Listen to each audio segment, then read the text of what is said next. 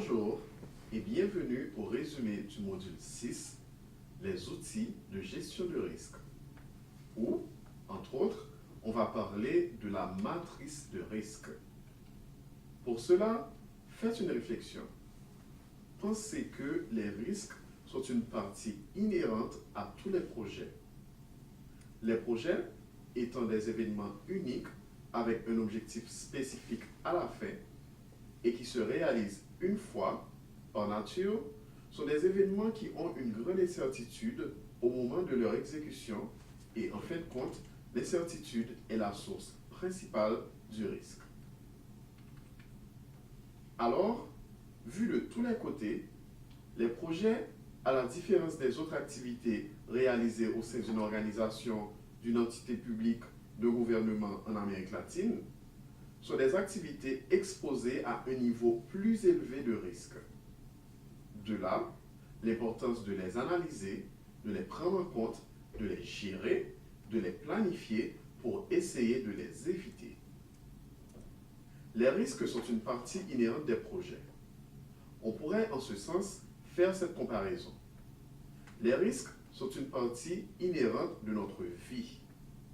Nous, qui travaillons dans un pays quelconque, nous sommes exposés aux risques les uns plus que les autres. Et qu'est-ce qu'on fait de ces risques? On les fuit? Non. Normalement, on essaie de les analyser, de les comprendre, de les planifier et de planifier des actions qui permettent de les mitiger. Et c'est justement ce que l'on doit faire dans le projet. Il est évident que les trois éléments fondamentaux de tout projet, le temps, le coût et la portée, sont les trois éléments principaux qu'il faut considérer dans un plan de travail, dans un projet. Mais dans la partie des risques, effectuer une analyse de risque nous permet de valider comme adéquates les considérations prises pour le temps, pour le coût, pour la portée. Voilà pourquoi il est important de développer un bon processus de gestion. D'abord pour la planification et ensuite pour le contrôle des risques. Concernant la partie des risques, il faut toujours considérer que tout risque est composé de deux éléments. Dans ce graphique que vous voyez à mes côtés, vous pouvez identifier ces deux éléments qui sont la probabilité et l'impact. La façon dont nous analysons et assignons une priorité à un risque dépend de sa probabilité d'arriver et de l'impact qu'il aura au cas où il arrive. Plus la probabilité et l'impact sont élevés, comme vous voyez dans le graphique, plus il faut donner de la priorité à ce risque et le prendre en compte au moment de faire une planification. Voilà une autre réflexion importante de ce module. La plupart d'entre nous pensent au risque comme à de possibles événements qui pourraient affecter notre projet, c'est-à-dire qui ont une conséquence négative. Par définition, le mot risque comporte une connotation négative. Cependant, dans le processus de gestion des risques, il faut prendre en compte deux risques, aussi bien les risques négatifs que les risques positifs. Laissez-moi faire une petite distinction. Le risque a une double connotation, c'est-à-dire il peut être pire que ce que nous attendions et avoir une connotation négative, ou bien il peut être meilleur que ce que nous attendions. Le mot risque est associé presque toujours au négatif, mais dans ce cas, on veut aussi penser aux possibles événements qui pourraient arriver au projet et que, à un certain moment, pourraient avoir une conséquence positive. Mais pour ne pas nous confondre et essayer de faire une analyse des deux parties, on va appeler les premiers des menaces et les autres des opportunités.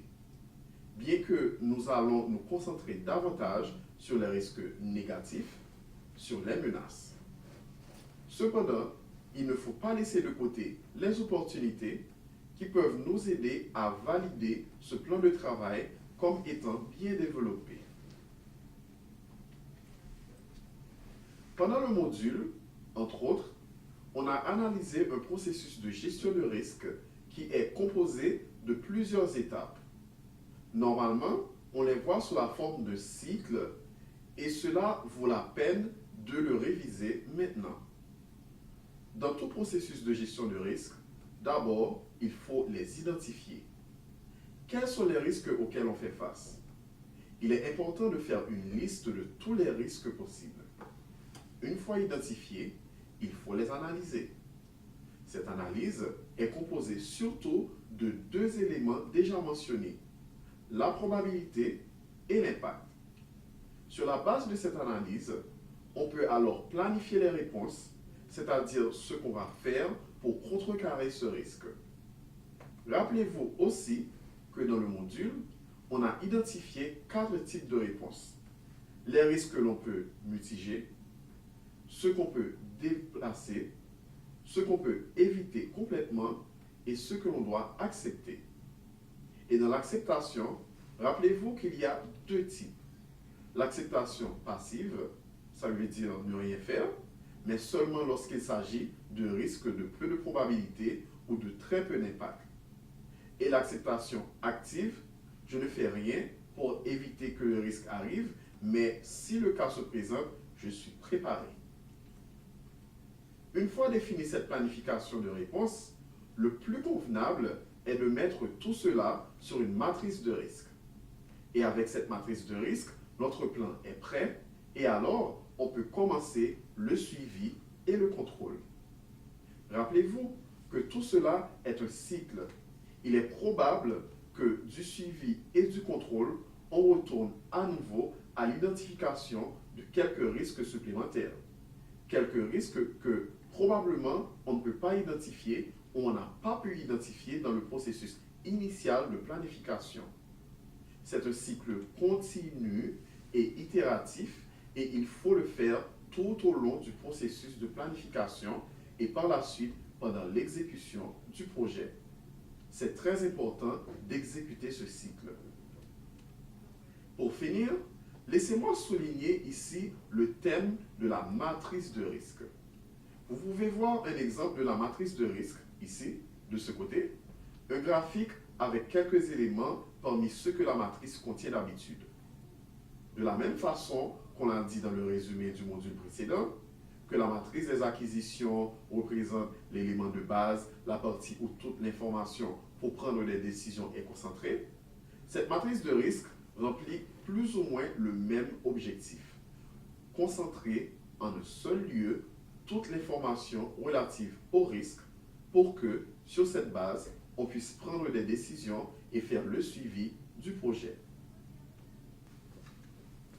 Et je profite de cet élément, la matrice de risque, pour vous inviter à faire l'administration ou la gestion des risques de votre projet. Commencez toujours par la définition d'une matrice de risque avec les éléments dont on vient de parler. Commencez toujours avec un projet simple tel qu'il a été recommandé auparavant. Ne commencez pas avec un projet trop compliqué. Commencez avec un projet que vous avez maintenant.